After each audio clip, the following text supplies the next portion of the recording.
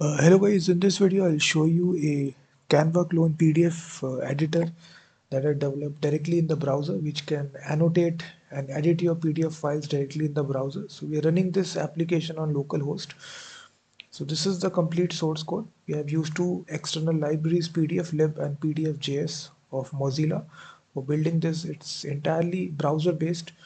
It's a single file that you will get after you make the payment. I have given the purchase link in the description of the video. So almost 1200 lines of code is there. So now let me walk you through of the application. So it's a simple PDF editor. So right here you drag and drop your PDF file here, whichever PDF file you are working here. So after you select your PDF file, a live preview will be shown to you on the right hand side. You can go to any page number. So now we have a set of options right here. We can add some text. So here if you click the add text button, you can place it accordingly. You can even change the font size, color of the text as well. You can change it. Then you also have the option to highlight something, annotate something. So we have this button here. So once you click this, you can even change the color of highlighting as well. So from the color picker, it's very easy. You simply highlight the text, go to the next page, again do your highlighting. Then we also have the button for adding image. So you click add image, you have the support for selecting an image file as well.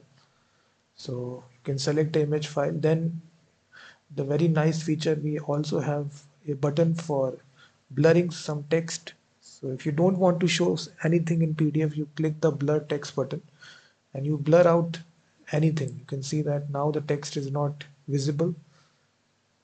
You simply select the text, whichever text you want to hide. You can simply blur out the text here. After you make the changes, we have this download PDF button right here. You click the button and after all your changes will be reflected back in the output file here. You can see all the two pages are successfully edited. So this is a very awesome tool. It's completely browser based. No backend is required for this. You simply purchase it. After purchasing it, you can simply run this application locally inside VS Code. It's very easy to deploy the application as well.